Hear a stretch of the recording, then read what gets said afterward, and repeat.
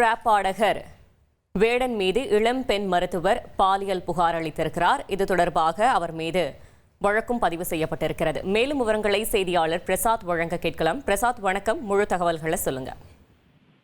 கேரள மாநிலம் திருச்சூரை சேர்ந்தவர் ஹரிதாஸ் முரளி என்கின்ற வேடன். இவர் ரேப் பாடல் மூலமாக ஒரு பிரபலமாக தென்னிந்தியா முழுவதும் ரசிகர்களால் ஈர்க்கப்பட்டு வருகிறார். இவர் மீது ஏற்கனவே சில புகார்கள் உள்ளன. இந்த அடிப்படையில் இன்று அதிகாலை எர்ணாகுளம் அருகே இருக்கின்ற திருக்காக்கரை காவல் நிலையத்தில் ஒரு வழக்கு பதிவு செய்யப்பட்டிருக்கின்றது.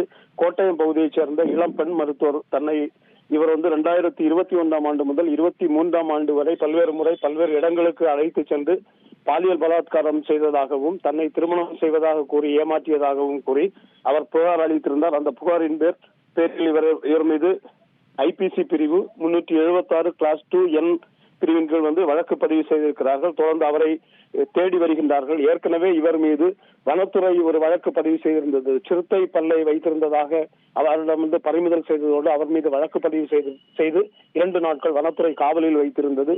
அதே போன்று அவர் மீது இன்னொரு வழக்கும் போலீசார் 6 கிராம் உயர் ரக கஞ்சா வைத்திருந்ததாகவும் ஒரு வழக்கு பதிவு செய்திருந்தார்கள். இவ்வாறான ஒரு பிரபல பாடகரான ராப் பாடகர்களுடைய மீது வழக்கு பதிவு செய்திருப்பது ஒரு பரபரப்பை ஏற்படுத்தியிருக்கிறது.